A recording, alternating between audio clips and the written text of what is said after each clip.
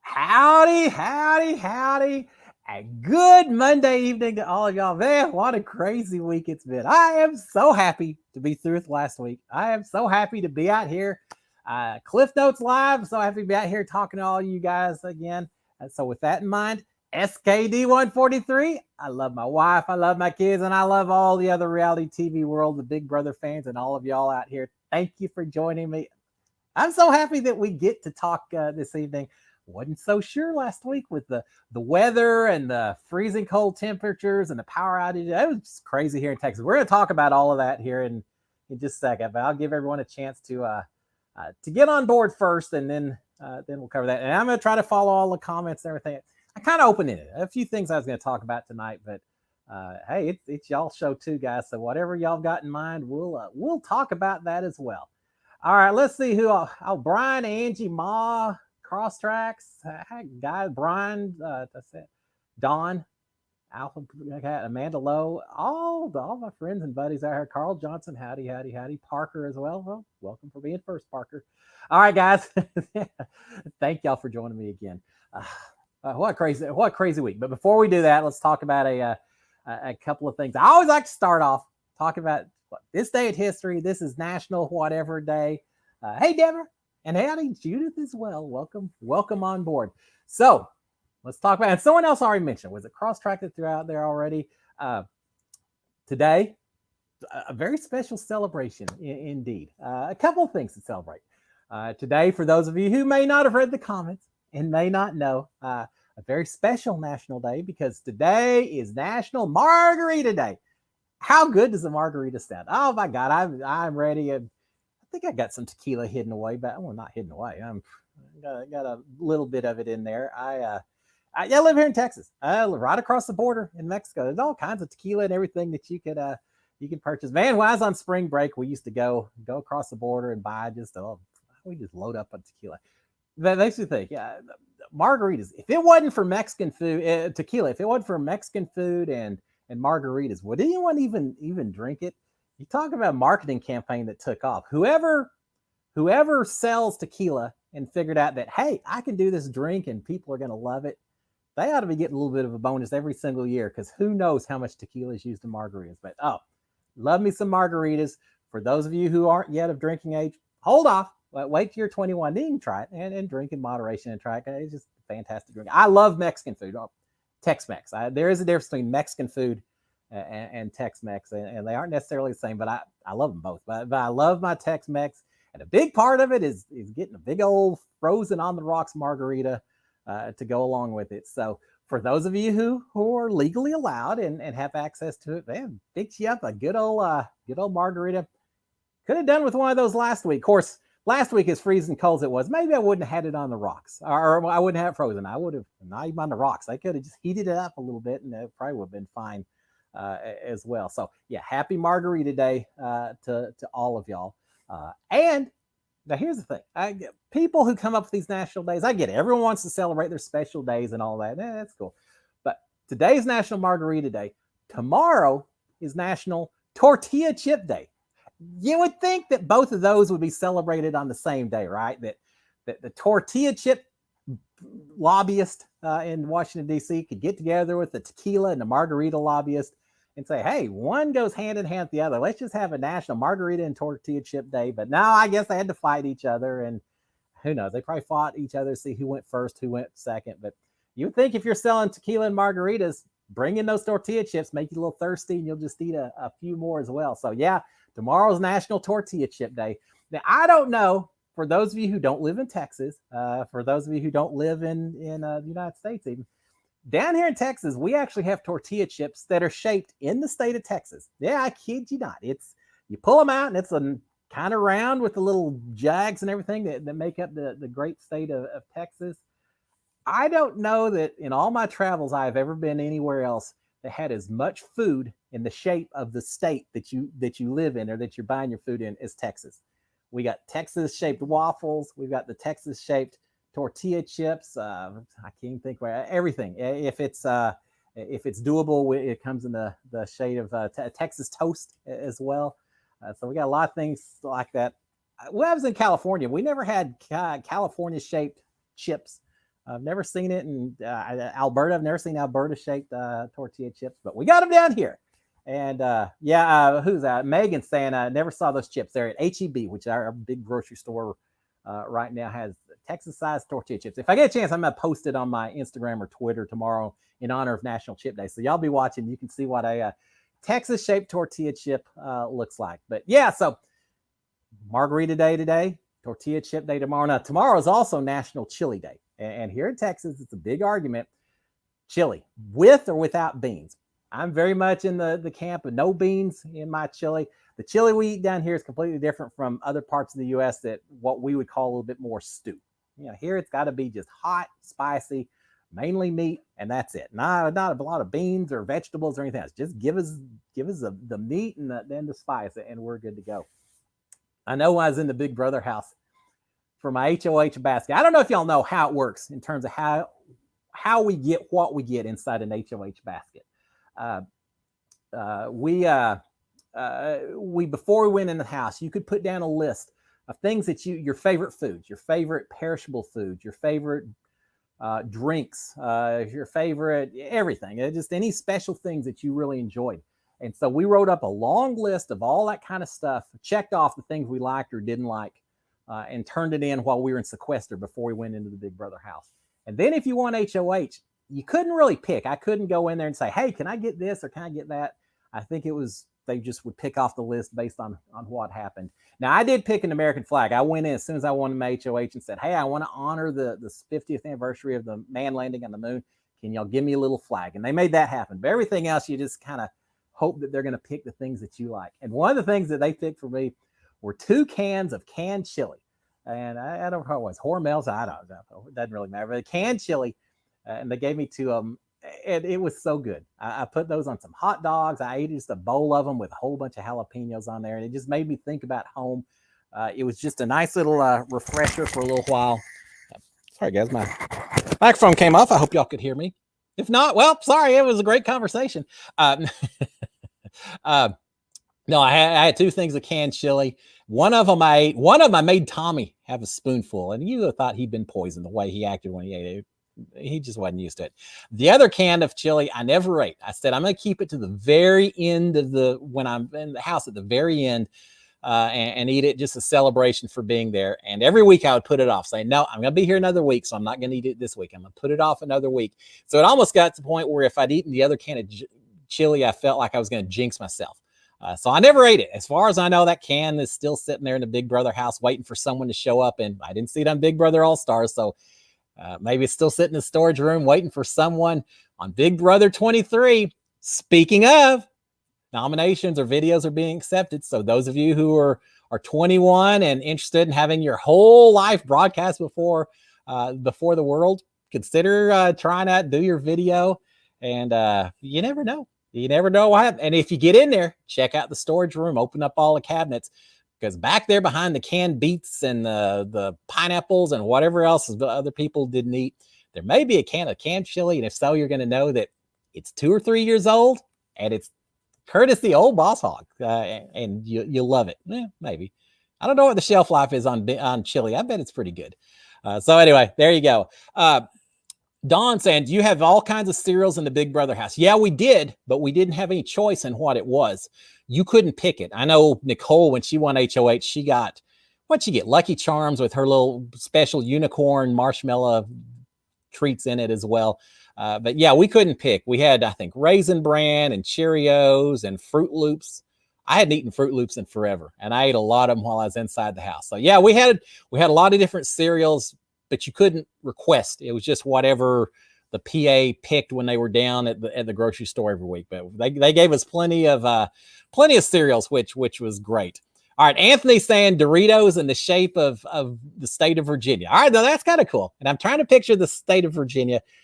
I guess Virginia's unique enough shape with kind of the skinny part, and it gets bigger as you go up. So, okay. Doritos in the shape of Virginia. There you go. A little state pride from another state. So cool. Thank you for that, Anthony. I haven't seen it, but now next time I go to Virginia, they're going to probably look at me funny when I walk into the store and say, yeah, I'm looking for those Doritos that look just like the state of Virginia. they'll probably just crumple up a bag. Say, yeah, I bet you can find a shape or two in there they'll get close enough. I like Fruit Loops dry as well. Yeah, I have no problem. I like a lot of cereals dry. I put a little milk in there. I know some people who put water in there. Doesn't work for me. Got to be milk, but little milk and or dry, either one. I'll just walk around and eat Fruit Loops as a snack with just in a handful. In fact, I did that some while I was in the house as well, and that was fine. And so Amanda's saying, have you done the Big Texan 72-ounce steak challenge outside of Amarillo, Texas? For those of you who don't know, I think I talked about on the show a few months ago, but there's a place on the highway, used to be old Route 66, very famous highway here in the United States that went from Chicago all the way to California, goes through Amarillo, Texas, and they built the Big Texan Steakhouse there. And if you buy a 72-ounce steak and you have to eat it along with the sides of a salad and a baked potato, and I don't remember what else. There may be other things, but who cares when you got 72 ounces of steak, right? But if you sign up for it now, $50 or something for the steak, they don't just give it to you over in the corner. They put you up on a big stage. There's cameras all facing around that table so everyone else in the restaurant can watch you do the challenge. I think they ring a bell to start you off. There's a clock that's ticking down. I think you have an hour maybe to eat it. And if you do, it's free and you get a t-shirt. If not, then you got to pony up the money for the steak. 72 ounces is a lot of eating. That's a lot of steak, especially with all the fixings that goes alongside it. So no, Amanda, I've eaten in the restaurant. I've watched people do the challenge. I've considered doing it, but we are always on the way somewhere. And the last thing I wanted to do, even if I thought I could achieve it, which I'm not sure I could, but even if I thought I could eat 72 ounces straight and everything else, I figure it would just take so much out of me. I don't want to spend in the next couple of days just vegging like Jabba the Hutt or something because I can't even move because I'm so full from a big old, I mean, how many pounds is 72-ounce steaks? If I eat that much, I'm just going to have to hibernate for a few days. So I've never really wanted to do it because I always had somewhere I was going soon. But yeah, one of these days, maybe I'll go up there, especially now that people know who I am and yeah, whatever. Yeah, maybe I'll try it. But it would be so embarrassing if I only, they came and said, well, Cliff, it's been an hour and you finished 14 ounces or something and you got another 50 something to go. So yeah, I'd hate to do that, especially because there's a football player. I don't know if he's NFL or college. He ate two 72-ounce steaks in the span of an hour. It took him like 15, 20 minutes to eat both of them. So, 144 ounces. There's a little old lady. She's like 70-something years old that has the record for being the oldest person to finish it. And she ate it in, 15 minutes or something. So, there's people, I don't know how they do that. But yeah, I've never been one to turn down a challenge. But I have been the kind that's been more than likely to say, yeah, I'm not spending $50. Just to do something that I'm going to end up being miserable at the end of the day anyway.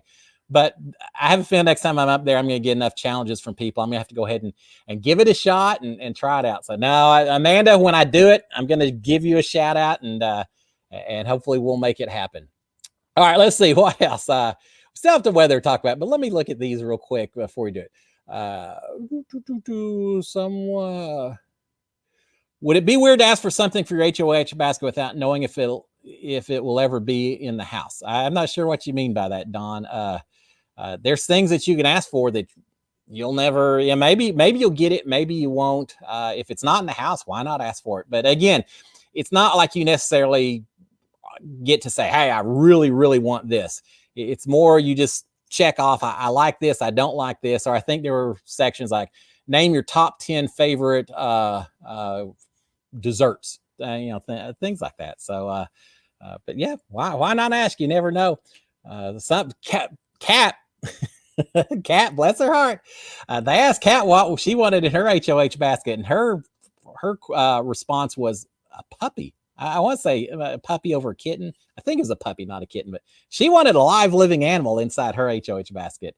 I got to say, if Cat didn't win any HOHs, if she had won an HOH, seeing her basket may have been a highlight of that whole week, just watching to see what kind of quirky stuff she got in her basket. I was excited to see Nicole's basket because I knew as quirky as Nicole was, who knew what she was going to ask for? And so it was always a lot of fun. Every time someone else won an HOH, there was so much involved in that whole emotional deal. If it was someone that you were aligned with, that you felt safe with, well, you're excited for them, you're happy, you're cheering them on, and you just feel like the world's going perfect for you. if it's someone that you think may be putting you on the block, when Tommy won HOH in day 51, you go up there and you're trying to be happy, and you do still want to see their family and things like that. But there's a huge part of that you're just cringing, thinking, oh God, there's gonna be nominations tomorrow. I may be on the block, and so when it comes to the HOHs, it's an interesting. Every time we went up there, it was always anything. You want to see the pictures, but you're so worried about what's going to happen in the next couple of days. But yeah, just seeing who's getting what in their baskets was always a lot of fun. All right. Ma saying, if I go to Virginia, go to Winchester and come see me. I would love to go to the East Coast and visit all the way up and down the whole seaboard. It would be so much fun. I've been to Georgia. I've been to DC. So I guess Virginia as far as Alexandria, but that's about it. But yeah, I'd love to just visit up and down that seaboard one of these days. Maybe when COVID's a thing of the past, I'll be able to do exactly that. That would be so much fun. All right, let's see what else before we get back on track. Water and cereal. Yeah, isn't that horrible, Megan? But whatever. If that's what floats your boat, go for it. But I want my milk. If I don't have milk to go with my cereal, I'm either eating it dry or not eating it at all. Now, I do remember spring break once or twice where there may have been a little beer added, some cereal here or there. But hey, that's college days and all that. That's you can get away with a whole lot more back then than you can. Before the wife and all of that. All right, let's see. Honey Nut Cheerios and Lucky Charms. Yeah, and I like Captain Crunch. I love my sugary cereals. I don't really like chocolate in my cereals. I love chocolate normally, but not in my cereals. I like strawberries. I like bananas. I like Cheerios, and I like the sweet stuff. But I'm also not too picky when it comes to cereals either. All right, let's see. Yeah, definitely visit Nicole in Long Island, and Christy and Tommy in Jersey and Staten Island. And there's so many people I want to visit over there as well. Megan saying, did they have a pig on early Big Brother? Megan, I don't remember a pig. They had chickens. Was that season 2, I think, maybe? Seems like they had a chicken or two. Did they have a dog at some point? I don't think so. I don't recall. Again, I watched part of season 1, but I really didn't start watching again until season 8. But yeah, I think they had guinea pigs at one time, didn't they? Wasn't that the big scandal? Because guinea pigs were counted as a couple on a competition at the very end. That would make me so mad if I lost a challenge because I didn't count 2 guinea pigs as one of the showmances, one of the couples in the house. I would have been burning. I would have been so furious. But season 1 had Chicken George. I kind of remember that. It's been a long time. I've tried to go back and watch some of those earlier seasons, but it's before high def TV. The video quality just wasn't great. You get so spoiled watching stuff nowadays. Watching those early seasons, just a little tough to watch sometimes. Great players sometimes, but just a little tough to watch. But one of these days I'll go back and catch some of the very earliest seasons as well. All right, now Hayden saying Big Brother Australia had an awesome rescue dog for a couple of weeks a few years ago. That's pretty cool. I actually watched Big Brother Australia last season. And I think I told you all last week. I actually reached out and had some of their players reach out to me as well. So I know a few of them and all. It's pretty cool. They're getting ready to start up again this year. So I'll be watching Big Brother Australia and Big Brother Canada. I'm skipping ahead a little bit, but Big Brother Canada, March the 3rd. We get Big Brother Canada 9. I'm going to try to figure out before then some links. And if so, I'll let y'all know on how to watch the show itself and also how to perhaps watch the live feeds without having to pay for VPNs and all the stuff I barely understand when I look online. But I know there's ways if you're really technically proficient, it's probably not hard at all. For those of you a little less technically skilled at the ways of the internet, sometimes a little harder. But I'm going to try to find some links, and I'm really planning to keep up on Big Brother Canada as much as I can this year. I want it to be so good. I'm so ready for them to have a complete season after COVID last year and all of that. All right, Don saying in Long Island isn't really collecting. Living on Long Island would definitely correct you. All right, well, I stand corrected. All I know is it's an island. I guess it's a Long Island, right? And yeah, I guess you can't live in an island as much as on it. I don't know. I'll throw that back and say that we have little differences in language as well. I know people talk about being online up there. We talk about being in line down here. They mean the same thing, but every time I hear someone say, yeah, I got online. Oh, what do you mean by that? As in standing in line or standing online. So yeah, little differences in the languages over the years. So yeah, as though I'm going to go to Long Island and start talking to all the locals and all of that, and suddenly say, yeah, y'all living here in Long Island. And they're going to point me and say, wait a minute. I don't think you're from Long Island. I think you've been fooling us. You must live somewhere else, right? Yeah, they're going to know as soon as I walk on to the, before I even open my mouth, they're probably going to know that I'm probably not a local resident of Long Island. But it is funny, when we were in the house, Nicole was so proud of being from there. There was a big driftwood kind of sculpture in the HOH room that she thought looked exactly like the shape of Long Island. So she was proud of that. Tommy is so proud of Staten Island. He had a Staten Island Ferry shirt that he wore around all the time that I thought was pretty cool. I think he said he bought it for like $1 from some street vendor, but I thought it was pretty cool. So that was the best part of being on Big Brother. So many different people from so many different parts of the U.S. getting to interact with all of them. Yeah, people I never would have met in real life ever in a million years. And I got to meet with them and hang out with them for several months inside the house. That was very cool. Angie saying, I saw the Spice Girls perform on Long Island. That's pretty cool. That sounds fun. I'd go to Long Island to watch the Spice Girls. I love the Spice Girls. I had a blast listening to them way back when, and yeah, I still like their music. Listen to it all the time. Our Parker saying Daft Punk broke up after 28 years. I saw that earlier today. Was I a fan? No, not right. I don't have any problems with their music.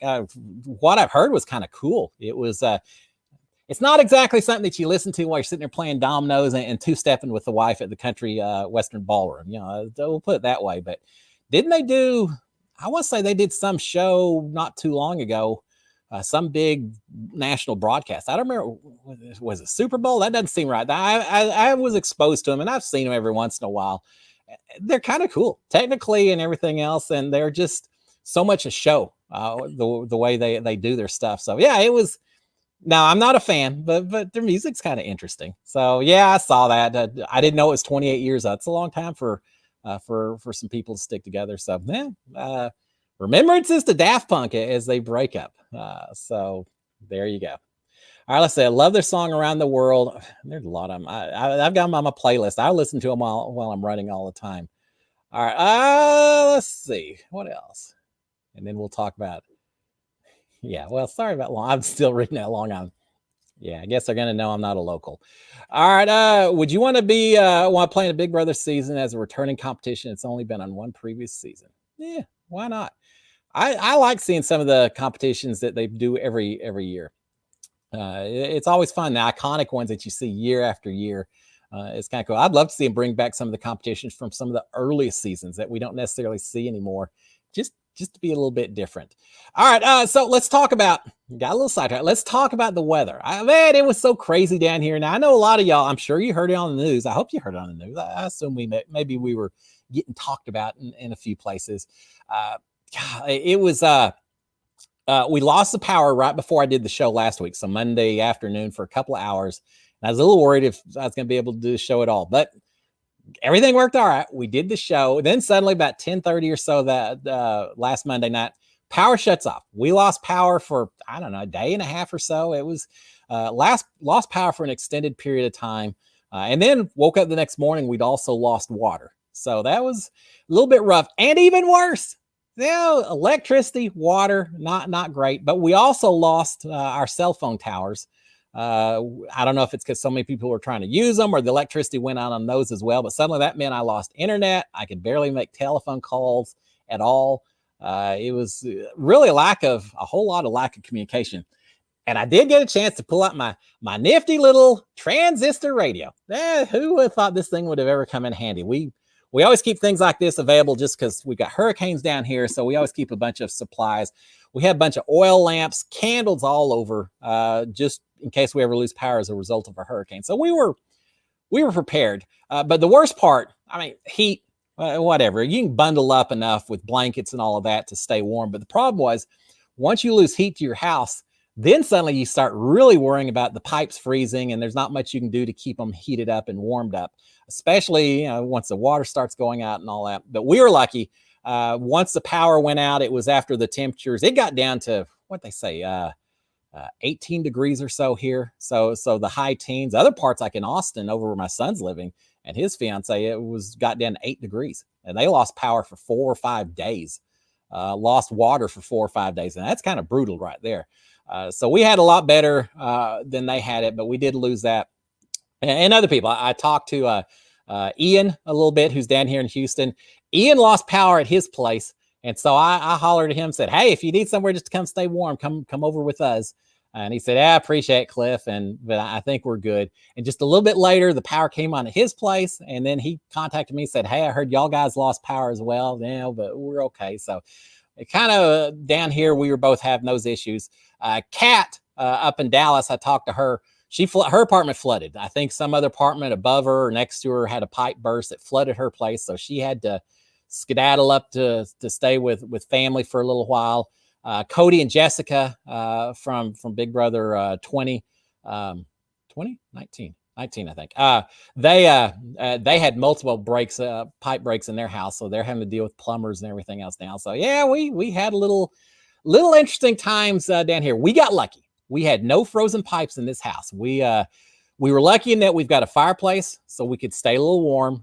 We just bundled up and got by the fire, and that was okay. Dripped a little water out of the pipes, and again, by the time our power went out, it already gotten a little bit warmer down here, still below freezing, but not to the point that we couldn't keep everything going. And so we were okay here, and didn't have any pipe breaks or anything else. A lot of people not nearly so lucky around here. We had, I think, 69 deaths in this, not all from the state of Texas, but most of them. Carbon monoxide poisoning, some fires from people trying to keep things heated up that something caught on fire. We had a few people that just froze to death inside their house, and they couldn't keep it warm enough. So yeah, it was a tough week, but we came through it, and they're going to figure out what happened with our power grid. I hope there's some heads that roll, because something has to be fixed a little bit because of that. Yeah, Lauren saying also had some homeless not make it through the weather. That was terrible. I felt so sorry for the homeless folks that I have seen when I drive around, because normally here in Houston, it's, yeah, you assume it's not going to be so miserable that the people who are out on the streets can hopefully be okay. But when it gets that bad, I mean, we're talking life-threatening type stuff. And I know they opened up a lot of the places downtown to bring people in to give them some shelter and some warmth, but they ran out of space. And I know there's some people that just either by choice or just didn't work out, or don't want to go in and go inside when they sometimes should. So I know they tried to get blankets to a lot of those people, but I feel bad for the homeless people. I feel bad for the people who did everything they could, and it was still just miserable. People with small children, babies, pets that were left outside. No excuse for that. So yeah, it was rough down here, but it was bad. It was 77 degrees down here in Houston. So, guys, it's the Texas weather is incredibly crazy. You never know from day to day what's going to happen, but we're not used to it. I know people, other parts of the country, are laughing that we had so many issues with it. We're just not prepared from a infrastructure standpoint for those kind of challenges. So that was rough, but we came through it. Most of us came through it. I don't know if y'all saw my my post earlier today. It looks like I may have lost my avocado tree, so I was showing off my avocados to y'all earlier this season. Maybe not going to happen this next year. The leaves all turned brown. They're all falling off. Looks like just a carpet of leaves in the back. So maybe the trunk's okay. Maybe after another year or two, I'll get some avocados back. But everything else all going on. If that's the worst we have, then so be it. There's people in a lot worse places than we are. Yeah, the grocery stores are still stripped. And Lauren, I see you. No food or water or bread in Shreveport. Same thing here. We got a little bread, bottled water. It's all being rationed and everything. Fortunately, again, with the hurricanes and all that, we always keep some water nearby. But I know they're rationing out bottled water for people. Milk's non-existent. Hopefully, supply chain will get everything going here the next couple of days. But yeah, it's been a little rough, and the grocery stores are certainly very limited in what's available. So it was it was quite the week. A lot of people dealing. Who would think it? I'm used to 120 degree temperatures and not being able to run that air conditioning enough to keep up with it. But who would have thought that dropping the temperatures down the way that it did would be the new thing that we're having to deal with. 2021, just like 2020, the hits just keep on coming, right? Just when you think you're past it, you're getting back to normalcy, and you get it all over again. Parker, replace Zingbot with Gilbert Godfrey. All right, now that would be funny. I'm not sure I could handle the digs from Gilbert Godfrey. That guy could poke you. I'm sure he would come up with some interesting zings for all of us.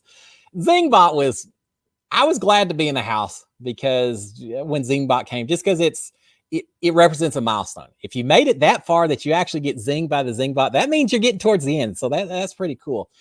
Some of the jokes that Zingbot tells, like, yeah, okay, I'm not you can't offend me. Make fun of me however much you want, Zingbot. So I wasn't worried about that, but I don't know, they made fun of my voluptuous figure and everything.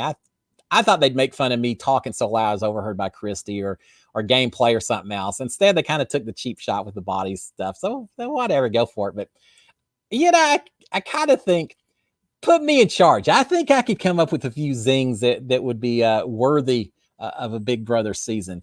I wouldn't want to tell anyone it was me because then people are going to hold grudges and be upset and all that. But I feel like Zingbot every year, Zingbot pulls her punches with a few people and goes a little easy on them. And then a few others, they just dig. Oh, there were a few people in our season making fun of Holly a little bit was kind of tough. Making fun of Jackson. Tommy, they call him attention whore, and not saying that any of it wasn't worthy and valid and all of that, but yeah, they took a dig at a few of the people. We had fun in there. We were certainly laughing about it. I should be Angie saying I should be Zingbot. You're so kind that even when you say mean things, contestants will find it endearing. Yeah, I couldn't do that. I'd have to turn on that other side of my personality. My Mr. Hyde personality, the one that's the sarcastic, bitter old, get them where it hurts, poke them and watch their faces drop. Yeah, that's not really a side. I'd have to work on developing that side, but I feel like if I was tasked for the occasion and it was treated as a roast, it's all done in love, my friends. But when I make fun of how horrible you're playing the game, just know it's all done in love.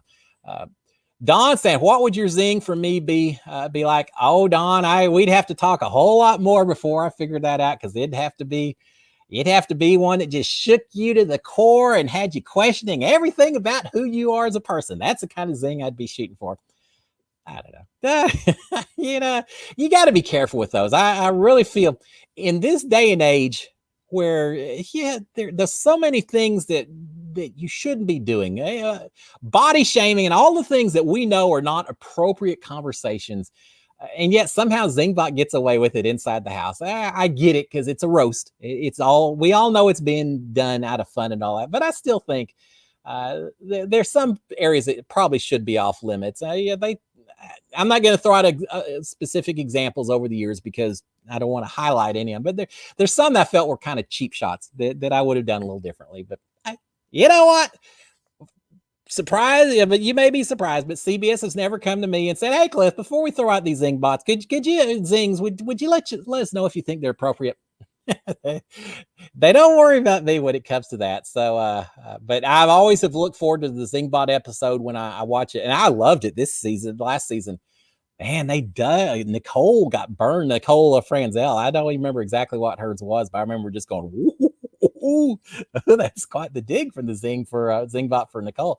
So they certainly they've got a whole lot of writers, and they came up with some fun ones. I loved when Kathy Griffin came on with Zingbot Crosstrack. Said, "Yeah, I remember that." Kathy, she doesn't pull any punches either, does she? She'd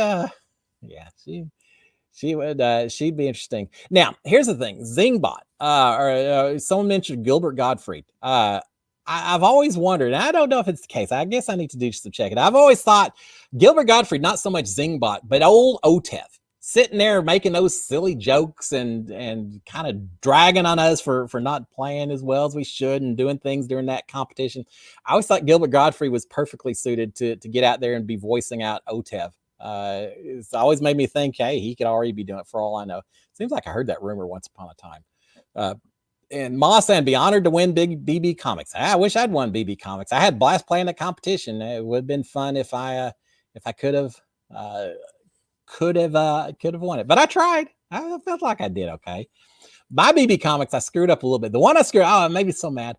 I had the wrong comic for Nick. If y'all remember Nick's comic one, he had two slightly different hairstyles. And I knew which one was correct, but I somehow was just in such a hurry thinking about all the rest. Even though I knew which one was correct, I still put the wrong one up there. So then I couldn't figure out which one was wrong as I switched a bunch of different comics, and it cost me quite a few minutes.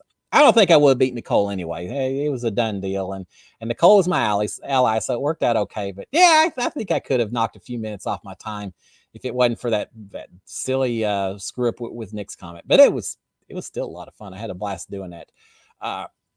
Let's see. Let's talk about what else is going on. What was I up to last week? All right, guys, I got a couple of recommendations for y'all. We mentioned trying out for Big Brother 23 and Big Brother Canada #9 starting up, but I was busy watching some other shows last week. For those of you who are into romance or who are wanting to maybe carry Valentine's Day just a little bit further than last Sunday, got a series for y'all that Sharon and I binge watched over the weekend. Bridgerton. I think it's on Netflix. I'm pretty sure it's on Netflix. It's a romance. It's based on a bunch of romance novels, but it's a romance series. I think it's 9 episodes or so. It's set in 1820s, 1810s England. People hanging out with the Queen and dukes and high society there in London. And it's all about women who are getting ready to be introduced to society, and they're looking for their suitors and all of that. I gotta say, it was pretty entertaining, pretty interesting. Heavy on the romance. So be prepared for that. It's a very good show to be watching with what's a significant other and everything. But yeah, so we watched Bridgerton. We watched all 9 episodes. We binged it over Saturday night and Friday night and Saturday night, and I really enjoyed it. So if y'all haven't seen it, watch it. It's narrated by Julie Andrews. She never makes an appearance, or at least she did in this first season. But she's narrating it, and so old Dame Julie Andrews is on there. It was a great show. It truly was. So that's my endorsement for the week for TV shows is Bridgerton, and it was a lot of fun.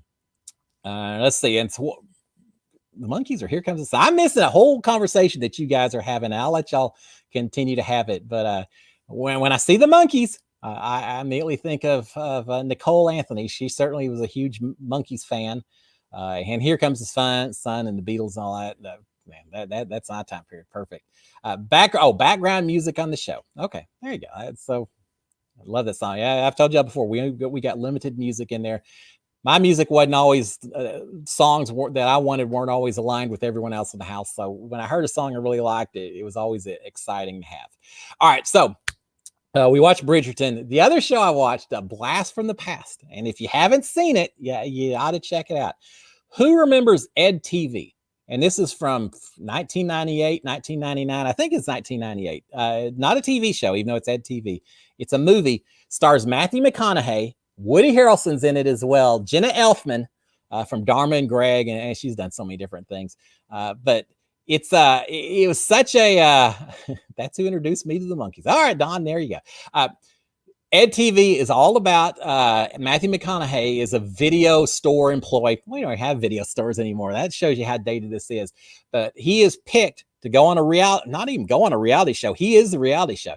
His life is shown on camera. People follow him around 24/7, showing to live TV everything that's going on with his life, his dating, his friends, his family relationships, his work, everything is continually broadcast on TV, and everyone gets hooked into it. They're all watching to see what's going to happen next to Ed and in his life, and cheering for him, and his girlfriends cheering again. All the things that happen. This is back before we even had Big Brother. I'm trying to think. We had The Real World. We had some reality, the dating games and shows like that. But it was really before its time. We had two movies back then. We had The Truman Show, where turns out that Jim Carrey's whole life is all a big soundstage kind of thing. And then we had Ed TV, where his life becomes a reality TV show. But this is before all the reality that we've got now. Who would have thought when I watched that movie 20-something years ago, and was like, oh man, following someone around, showing everything they do in life, how crazy would that be?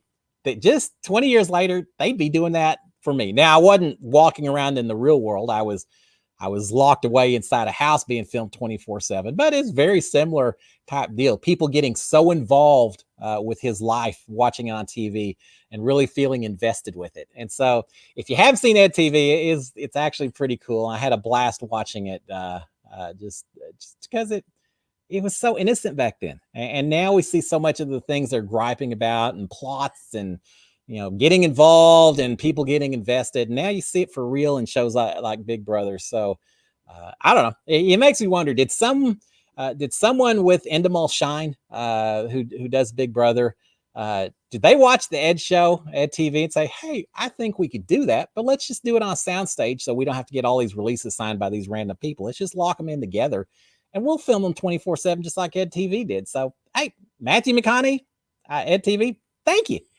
you for getting the ball started, so I got to be on Big Brother, following the lead of what y'all tried to do. Yeah, and before that, it was the Truman Show with Jim Carrey. You're right, Cindy Hiron. I love that show as well. Different. It's very kind of just different themes and everything, and just different kind of movies. Even though they both deal with kind of reality TV. Who knows what's going to be another 20 years from now? Truly, 20 years from now, we may just have people with GoPros attached to their head, and you'll be able to follow them all around you, whether it's a game show or not. You just follow other people, live your life vicariously through them, and who knows what this world's going to be like in 20 years. Hopefully COVID will be gone by then, and that'll be a distant memory, a very distant memory, but who knows? All right, so I did that. All right, now I got one other show. All right, we got a little time to talk. Another show I watched, and this is just a guilty pleasure of my own Oak Cliff Hogs guilty pleasure. I love musicals. There's so many musicals I love watching. Jesus Christ Superstar, Mamma Mia, Sound of It, all of them. But the one that I watched last night, just because it happened to be on TV, who knows? Paint Your Wagon. Paint Your Wagon with Clint Eastwood, Lee Marvin, about a bunch of gold miners that set up a town over in California in the 1840s. And I won't spoil it all, even though it came out in like 69, so it's been around forever. But a woman shows up and she gets married to one of them, and it's all about them trying to find gold and deal with the relationships and all of that. But it's a musical, and it's so great. I love the musical, and I think part of it is because it features Clint Eastwood and Lee Marvin singing a whole bunch of songs. Now, are they wonderful singers? No, not at all. Not in the least, which makes me feel a lot less guilty when I sing along, because when I sing along, I get to realize that, hey, I'm not the worst one singing. There's someone else that's even worse than me, and they're on TV. So it makes me feel better about my singing ability, because their singing is not so great. But it's just a lot of fantastic songs on there. Wandering Star, sung by Lee Marvin, and Gold Fever by Clint. If you haven't seen it, it's fantastic. It's a lot of fun. Yeah, it was kind of fun. Mariah is a song. Way out west, they got a name. They call the wind Mariah. You may have heard that song. Maybe not the way I sing it, but you may have heard that song. Mariah Carey. Y'all know who Mariah Carey is. Yeah, I know you know who she is. She was named, supposedly.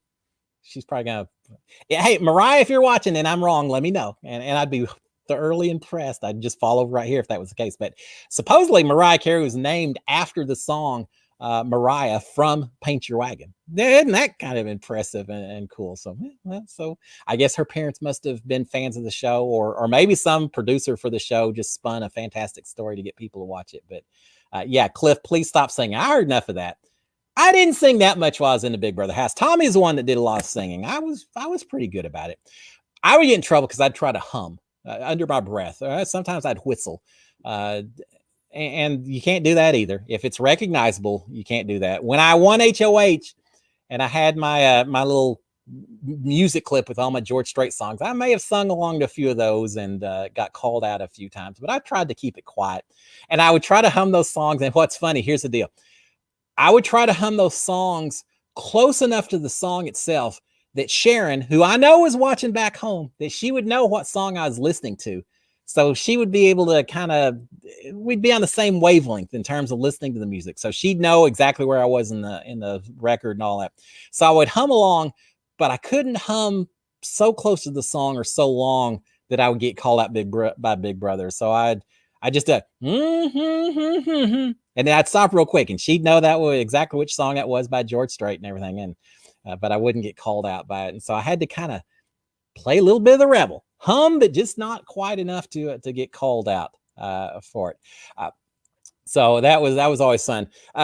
Ben saying, was it weird playing Big Brother comps after seeing them on TV? Oh, Ben, it was so incredibly strange because when you watch it on TV, the cameras are up high, you're watching other people do it, and suddenly you walk into that backyard and there's OTEV, or you walk into the backyard and there are the BB comics that you've are the wall, all the iconic competitions. And the closest I can put it is picture your favorite video game, be it Zelda, Call of Duty, whatever games you play on the computer.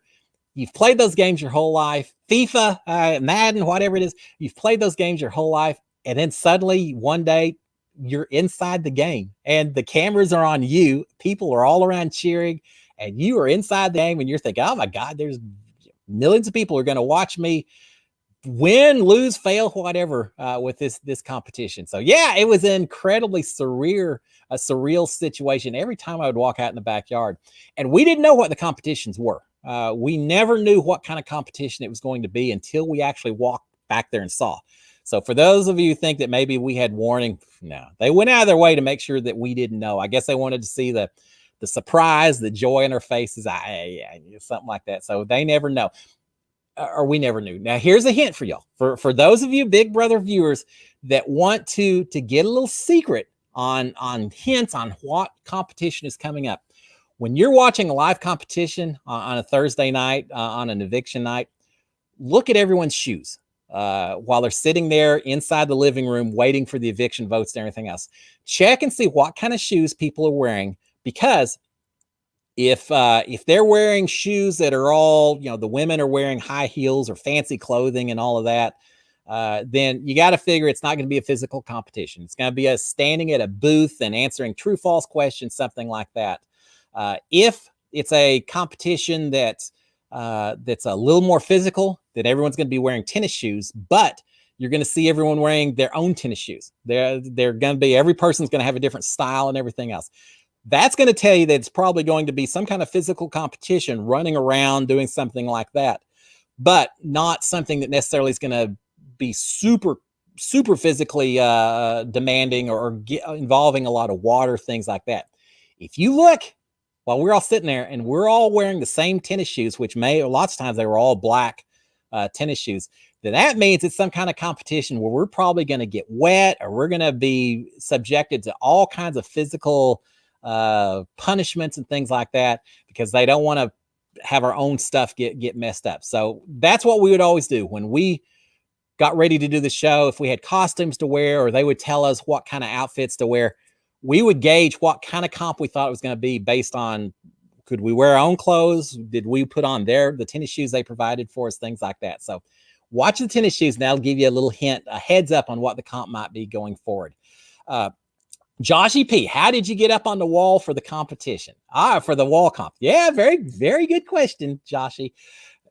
So here's how it worked. We had the eviction vote. I don't remember who we sent home that particular episode, but we had the eviction vote, sent someone home. At that point in time, that may have been, I don't remember who that was. Anyway, doesn't matter at this point in time. We had the eviction vote. Then when CBS went to a commercial, we quickly rushed out in the backyard. We saw the wall sitting there, and they had a ladder. Did they have two ladders? I can't remember. They may have had a couple of ladders, but basically as soon as we walked out there, I was at the far end. I said, Cliff, come over here to get up here quick. So there were a couple of guys holding the ladder. You'd go up the ladder, you'd stand on the platform. As soon as you did that, they'd pull the ladder away. They'd scoot it to the next platform, let Christy go up next. However it worked out. I don't remember the order, but there were people in the yard helping us get, but they weren't allowed to talk to us. We weren't allowed to talk to them. Zero communication whatsoever. And the whole time we're doing it, we're hearing people up top over the microphone or speakers saying, you gotta go quick. We're going to come back from commercial. Y'all need to be ready before you come back. And so, so that's how we got up on the wall. Now, once I got up on the wall and I turned around, I'm trying to get myself positioned while they're still in commercial. And I almost stepped off that little platform. I wasn't used to it just yet. I started to fall and I reached out and I grabbed hold of the plank or the wood behind me and just barely held on. How embarrassing would it have been if I fell before the competition even officially started? I think if it was before they came back from a commercial, I'd like to think that they would have immediately come over with a ladder, put me back on there because it hadn't started. Julie hadn't said go or anything else. So I don't think I would have been disqualified, but it sure would have been dang embarrassing if I couldn't even stay up from that point on. But yeah, so that's how we actually got up there before we even started. So yeah, a little behind the scenes magic. We also had something somewhat similar when we did Crimea River, where we took those kayaks and we had to scoot down the closest to 10 seconds one and everything else. Y'all may have seen that. I guess that was on the episode. There were people there that were holding the kayaks, helping us get in the kayak. And when we got to the bottom, then we would hop out. People would immediately grab the kayak, pull it away. And so there were a lot of workers down there. But those people also were told, do not talk to the contestants, and they can't talk to you. And they must have been threatened with job security and everything else, because Jackson Mickey, he always would try to get these people to talk to him just because Jackson wanted to get communication and try to. Jackson's just Jackson. So he would always say, hey, what's going on? Hey, how are you doing? Things like that. And they would turn their head away from him. They would do everything they could to avoid talking to any of us. So I know they must have been read the riot act saying, if you talk to them, you're out the door. So we never got any of them that would talk to us at all, which I understand. They didn't want to take any chance that they would tell us anything whatsoever about the world or anything else. Ben, how much could the microphones hear you, and what was it like always having them on? Ben, you kind of get used to it after a while. Every morning, first thing when you wake up in the morning, you have to go change out your battery pack and for the next day. And you wear that microphone, and I don't know, you really do get used to it. Can you hear everything while you're in there? Yeah, pretty much. I assumed that there was nothing. Of course, my voice is pretty loud. I always assumed they could hear everything that was being said.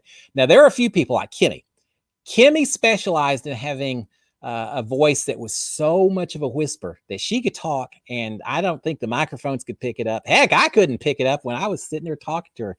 It used to be a little frustrating. From a strategy standpoint, it's probably good, that if you can talk without having the whole world hearing everything, or certainly if you can talk to another person without anyone else around hearing what's being said, that's great. But there were times that Kimmy would just talk to me, and I couldn't. I don't know. I'm older, and my hearing loss is gone or something. Because there were times I'd say, Kimmy, I can't. You're gonna have to talk. You can't just mouth the words because I can't read your lips. I can't understand what you're saying, and so it got frustrating a time or two. Where I remember one time in particular where we were waiting for the nomination ceremony, and so we were all isolated, and everyone in our room was pretty much asleep or not paying attention. And I think Kimmy was looking at me, probably saying, are you going up? Am I going up? Trying to figure out.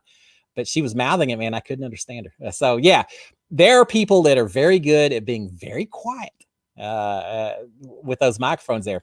But that's not me. No, I'm sure there were people. There were probably people in the back. I assume there may be a person that monitors every microphone or something. I don't know. But they probably every day, people are saying, oh, please don't give me Cliff again. He's so loud. I can't handle hearing his loud voice for yet another day. Give me someone quiet instead this week. I don't know, but I could see them arguing about who got who every week to monitor their microphones. So Joshy, what's more exciting, the veto or the comp days? Oh, I don't know, Joshy. It depends. It depends on how safe you feel. The HOH was always an exhausting day because it wasn't just the competition, but you also had the eviction right before, and someone's getting shown the door, and then suddenly, depending on who wins the HOH, so many things can change, just change immediately. So from a gameplay standpoint, maybe the HOH was more exciting because so much more was riding on the line with it.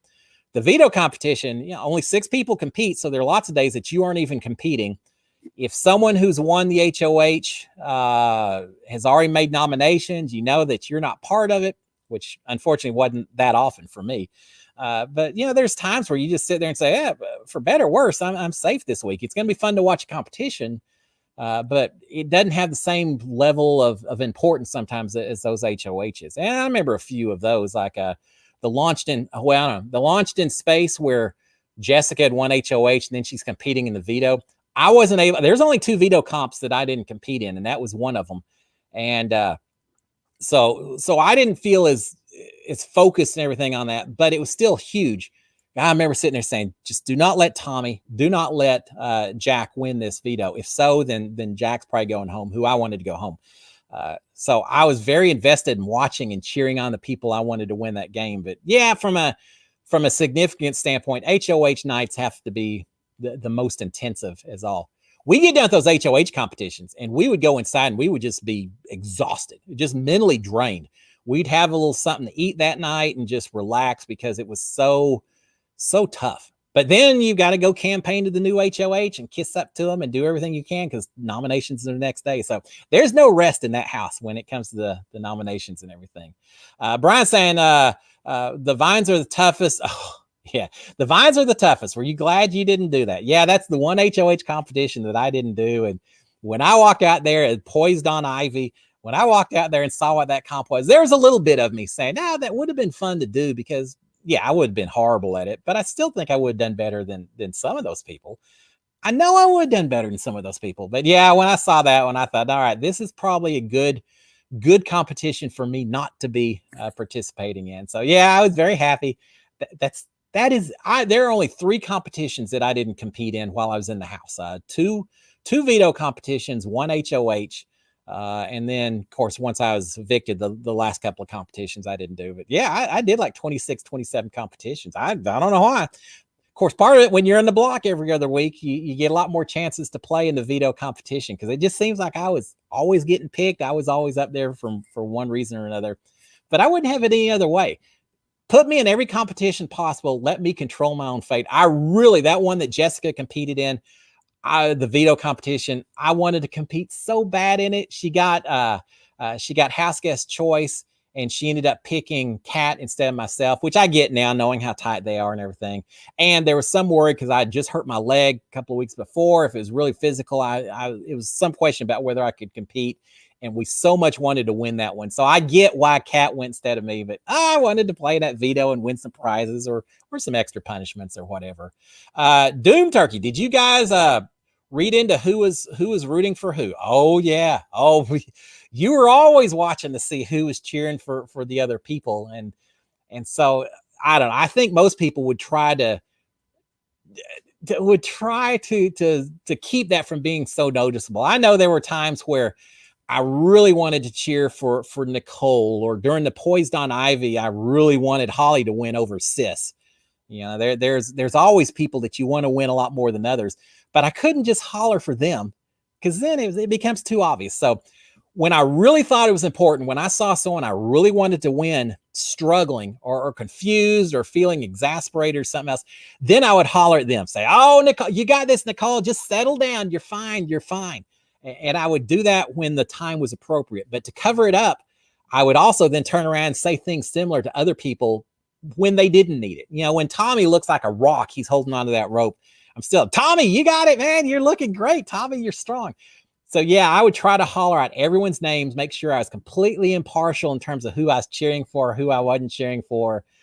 So it wasn't so obvious. Launched in space, when I wanted Jack to go home, when he launched one little dart and it went into one space, which would have helped him win, and then it bounced back into the space that eliminated him, I was sitting next to Christy and Sis because we're the 3 that weren't competing. And so the 2 of them, obviously they wanted Jack to win. They wanted him to say, I guess obvious. Now that I watched them, maybe they weren't. Well, Sis obviously wanted him. Christy was kind of getting tired of him a little bit, but yeah, I knew they were part of the alliance and they did not want to see Jack or Tommy lose that veto competition.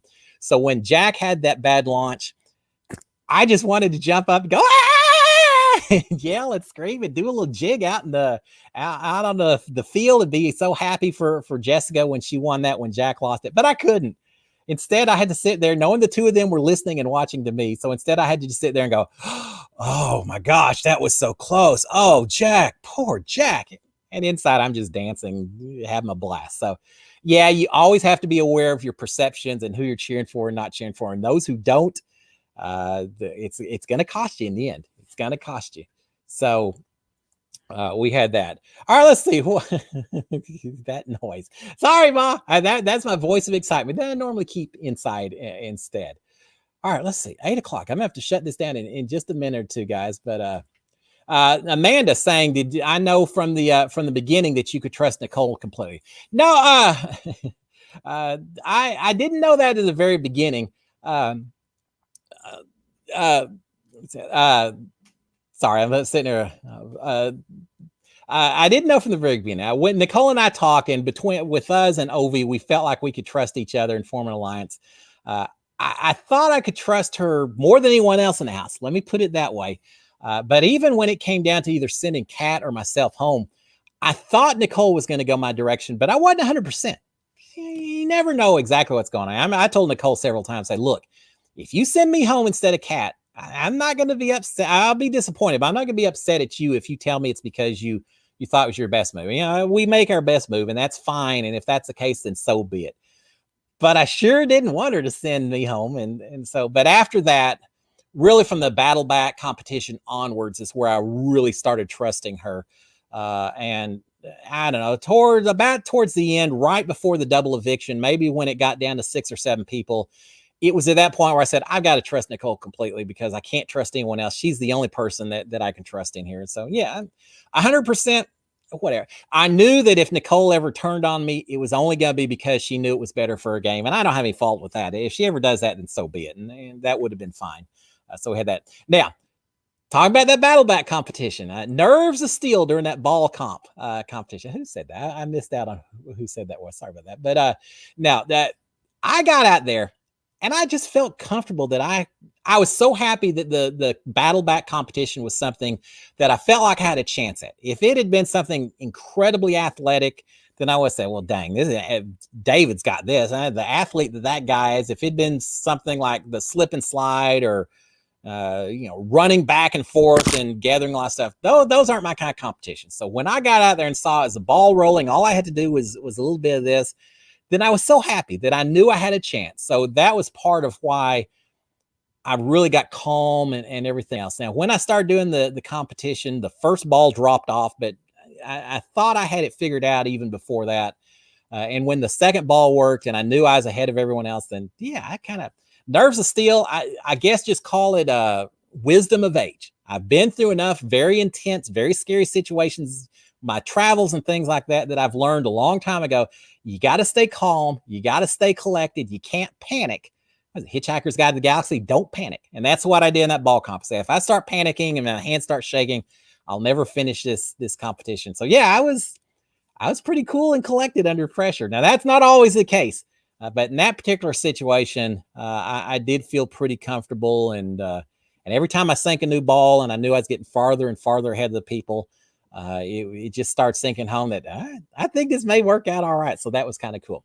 All right, guys. God, 8:04. This thing goes so fast, but I just have so much fun talking to y'all. So let me finish it up by giving a big old SKD 143. Again, thank you to my wife and kids for supporting me. Thanks to all of y'all for supporting myself and Big Brother and all the rest of us out there.